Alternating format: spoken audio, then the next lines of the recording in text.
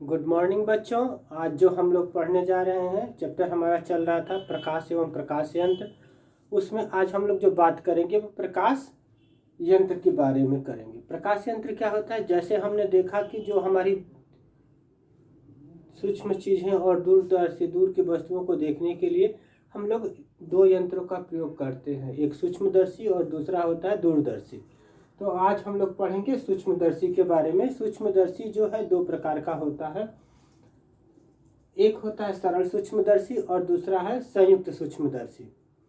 तो अभी हम लोग जो डिस्कस करने जा रहे हैं वो है हमारा सरल सूक्ष्मदर्शी, जिसको इंग्लिश में हम बोलते हैं सिंपल माइक्रोस्कोप। सिंपल माइक्रोस्कोप या सरल सूक्ष्मदर्शी में हम लोग क्या करते हैं, एक कम फोकस दूरी का उत्तल लेंस लेते हैं, जैसा कि इस फिगर में दिखाई दे रहा है।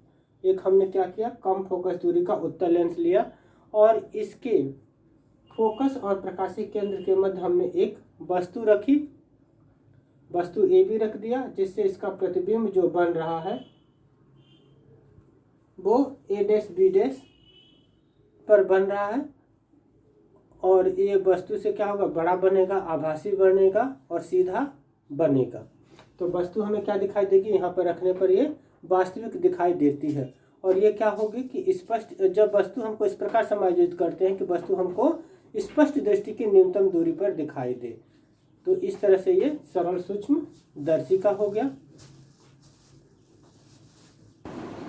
अभी हमने सरल सूक्ष्मदर्शी के बारे में पढ़ा और अब हम जो पढ़ने जा रहे हैं वो हमारी संयुक्त सूक्ष्मदर्शी है। और सूक्ष्मदर्शी का विशेष प्रयोग जो है हम क्या करते हैं, सूक्ष्म वस्तुओं को देखने के लिए, बड़ा करके देखने के लिए हम सूक्ष्मदर्शी का प्रयोग करते हैं। तो अब जो है हम अत्यंत सूक्ष्म चीज़ों को देखने के लिए हम क्या करते हैं, संयुक्त सूक्ष्मदर्शी का प्रयोग करते हैं। इसको कॉम्प्लेक्स माइक्रोस्कोप बोला जाता है। ये जो सूक्ष्मदर्शी है, संयुक्त सूक्ष्मदर्शी द्वारा सूक्ष्म वस्तुओं को हम देखते हैं और इसको देखने के लिए इसमें हम दो उत्तल लेंसों का प्रयोग करते हैं। एक उत्तल लेंस जैसे कि ये दिखाई दे रहा है, जो वस्तु की तरफ होगा उसको हम अभिदृश्यक लेंस कहते हैं, और जो इसमें हम आँख की तरफ होगा, जो हम जिसमें देखेंगे, वो नेत्रिका कहलाता है। अभिदृश्यक लेंस का द्वारक जैसे ये दिखाई दे रहा है, द्वारक ये कहलाता है, छोटा होता है और इसकी फोकस दूरी जो है नेत्रिका के द्वारक और इसकी फोकस दूरी से कम होता है। नेत्रिका की फोकस दूरी से अभिदृश्यक लेंस की फोकस दूरी क्या होगी, कम होगी, और इसका द्वारक भी छोटा होता है। नेत्रिका समझ में आ गया होगा। अब हम क्या करते हैं कि जिस वस्तु को हमें देखना है उस वस्तु को हम क्या करेंगे कि अभिदृश्यक लेंस की फोकस दूरी से कुछ आगे रख देते हैं और इसका जो प्रतिबिंब बनता है, जो वस्तु ए है, वस्तु ए रखी गई है और इसका प्रतिबिंब जो है ए डैश बी डैश बनता है। अब हम क्या करते हैं कि नेत्रिका को पेच के माध्यम से इतना आगे पीछे करते हैं कि उसका जो प्रतिबिंब है वो कहाँ आ जाए, उसका प्रतिबिंब प्रकाशीय केंद्र और फोकस के मध्य आ जाए, जैसा कि चित्र में दिखाई दे रहा है। तो अब इसका जो प्रतिबिंब है वो कहाँ बन रहा है, यहाँ से जो किरण चल रही है तो उसका उल्टा और बहुत बड़ा प्रतिबिंब बन रहा है, जो नेत्रिका लेंस के अभिदृश्यक लेंस के पीछे बन रहा है। बड़ा जो है, पहले तो इसका प्रतिबिंब जो है नेत्रिका अभिदृश्यक का लेंस के द्वारा जो प्रतिबिंब बन रहा है वो ए डैश बी A1 B1 बन रहा है। और अब हम क्या करते हैं कि जैसे जो इसका प्रतिबिंब है उल्टा और वास्तविक प्रतिबिंब बन रहा है, A1 B1 बन रहा है, और अब हम A1 B1 प्रतिबिंब अभिनेत्र लेंस के लिए क्या काम करेगा, ये अभिनेत्र लेंस के लिए ये वस्तु का कार्य करेगा, जो उल्टा प्रतिबिंब बन रहा था। अभिनेत्र लेंस को हम इस प्रकार समायोजित करते हैं, इस लेंस को पेच के माध्यम से इस प्रकार समायोजित करते हैं कि प्रतिबिंब A1 B1 जो है अभिदृश्यक लेंस से इसकी फोकस दूरी से थोड़ी कम दूरी पर हो। जैसा हमने बताया, ये फोकस दूरी FE है और ये क्या आ जाए, इसके प्रकाशीय केंद्र और फोकस के मध्य आ जाए, थोड़ी कम दूरी पर आ जाए। अभिदृश्यक लेंस से A1B1 का जो प्रतिबिंब है, A1B1 का प्रतिबिंब जो है यहाँ पर क्या बन रहा है, A2B2 पर बन रहा है। ये प्रतिबिंब बन रहा है और ये बहुत बड़ा बन रहा है, आभासी बन रहा है और सीधा बन रहा है। ये सीधा प्रतिबिंब बन रहा है। और इसको A2B2 को इस प्रकार करते हैं कि ये A2B2 जो है हमारी स्पष्ट दृष्टि की न्यूनतम दूरी पर इसका प्रतिबिंब बने। तो इसलिए हम इसको नेत्र लेंस को आगे पीछे इस प्रकार समायोजित करते हैं कि हमारी स्पष्ट दृष्टि की न्यूनतम दूरी पर बने। तो ये हमारा क्या हो गया, संयुक्त सूक्ष्मदर्शी हो गई। और खगोलीय दूरदर्शी के बारे में हम लोग बात करेंगे। खगोलीय दूरदर्शी क्या होता है, इसको इंग्लिश में हम एस्ट्रोनॉमिकल टेलीस्कोप भी बोलते हैं। खगोलीय दूरदर्शी में भी जैसे सूक्ष्मदर्शी था, सूक्ष्मदर्शी में ठीक उसी तरह से हमारे पास दो उत्तल लेंसों का हम लोग प्रयोग करते हैं। एक अभिदृश्यक लेंस होता है जो वस्तु की तरफ रहेगा, जो नेत्र की तरफ रहेगा वो नेत्रिका होता है। अब यहाँ पर अंतर ये हो जाता है कि जो हमारा अभिदृश्यक लेंस है उसका द्वारक नेत्रिका के द्वारक से काफ़ी बड़ा हो जाता है और इसकी फोकस दूरी भी बड़ी हो जाती है। और ये क्या होता है, धातु की एक खोखली नली में दोनों लेंसों को इस प्रकार से हम फिट कर देते हैं, समायोजित कर देते हैं कि हमें दूर स्थित वस्तु का प्रतिबिंब स्पष्ट दिखाई दे। तो जैसे यहाँ पर आपको दिखाई दे रहा है फिगर में, और लेंसों के बीच की दूरी को हम आवश्यकता अनुसार क्या कर सकते हैं, कम और ज़्यादा कर सकते हैं। जैसे हमें ज़रूरत होगी उसके अनुसार हम इसको घटा या इसकी दूरी को हम लोग बढ़ा सकते हैं।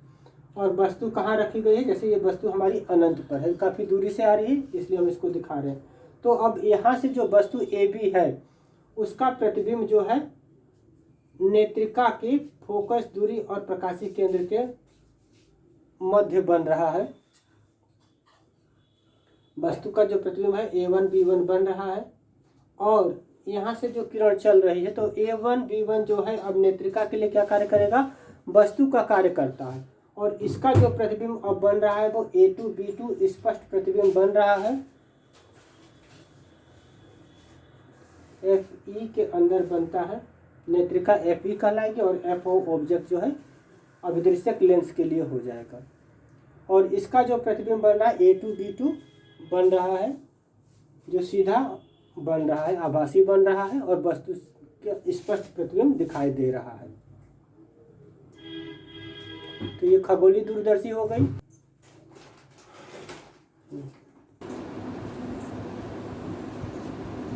मानव नेत्र के बारे में जो प्रकाश यंत्र है, एक हमारा क्या होगा, प्राकृतिक ने हमको दिया है जिसे हम मानव नेत्र कहते हैं। मानव नेत्र का प्रयोग भी हम क्या करते हैं, वस्तुओं को देखने के लिए करते हैं।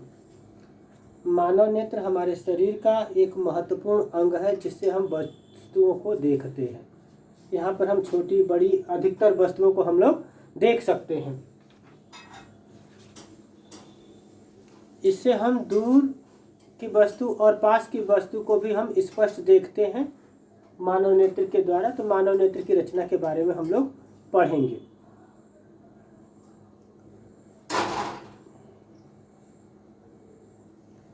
मानव नेत्र जैसा फिगर में आपको दिखाई दे रहा है कि एक गोलाकार होता है, कुछ भाग इसका उभरा हुआ होता है जिसे हम कार्निया कहते हैं। जो कार्निया है, ये उभरा हुआ भाग जो है हमारे यहाँ पर, वो क्या कहलाता है, कार्निया कहलाता है। और कार्निया के पीछे एक अपारदर्शी पर्दा होता है, जो ये है अपारदर्शी पर्दा, जिसे हम आइरिस कहते हैं। ये आइरिस हो गया यहाँ से किरण, और इसके बीच में जो है एक लघु निकास होगा, जो यहाँ पर ये दिखाई दे रहा है छोटा सा, ये लघु निकास जो नेत्र तारा कहते हैं या इसे पुतली भी कहते हैं। यही आपको काला और भूरा दिखाई देता है, ये पुतली। यहाँ से प्रकाश अंदर बाहर जाता है। अब पेशियाँ क्या होती हैं कि जैसे अगर हम तेज प्रकाश जा रहा है तो ये सिकुड़ जाती है, ये द्वार इसका कम कर देती है। और अगर अंधेरे में जाते हैं तो ये फैल जाती है, यहाँ पर ये बड़ी हो जाएगी और वहाँ पर ये सिकुड़ जाएगी। जब अंधेरे में जाएंगे तो चौड़ा छिद्र हो जाएगा, जहाँ छिद्र इसका ज़्यादा बड़ा हो जाएगा जिससे प्रकाश अंदर जाए। और यहाँ पर क्या होगा कि अंदर की तरफ एक रेटिना होता है जहाँ पर वस्तु का प्रतिबिंब बनता है। और यहाँ पर एक पीत बिंदु है, पीत बिंदु पर वस्तु का जो है स्पष्ट प्रतिबिंब उल्टा प्रतिबिंब बनता है। एक इसमें उत्तल लेंस होता है, ये लेंस, तो यहाँ से वस्तु का प्रतिबिंब क्या होगा, वास्तविक बनता है। हमारी आँख पर जो प्रतिबिंब बनता है वो क्या बनता है, वास्तविक बनता है। तो वास्तविक प्रतिबिंब कैसा बनता है, उल्टा बनता है, वस्तु से उल्टा बनेगा। लेकिन हमें क्या होता है, वस्तु हमको सीधी दिखाई देती है तो वो हमें प्रकाश संवेदना के द्वारा जो है सीधी दिखाई देती है। पीत बिंदु पर जो प्रतिबिंब बनता है वो हमें स्पष्ट दिखाई देता है और दिमाग के द्वारा वो उसको हमें सीधा करके, प्रकाश से सिराएं जो है यहाँ से जा रही है वो उसको क्या करती है, सीधा कर देती है, जिससे हमें वस्तु का सीधा प्रतिबिंब दिखाई देने लगता है कि वस्तु सीधी है। इस तरह से है। अब किसी वस्तु से चलने वाली प्रकाश की किरण कार्निया से होते हुए लेंस में जाएगी, लेंस से होकर के उसका जो स्पष्ट प्रतिबिंब उल्टा वास्तविक प्रतिबिंब जैसा हमने बताया वो कहाँ बनेगा, रेटिना पर बनता है। तो ये मानव नेत्र है।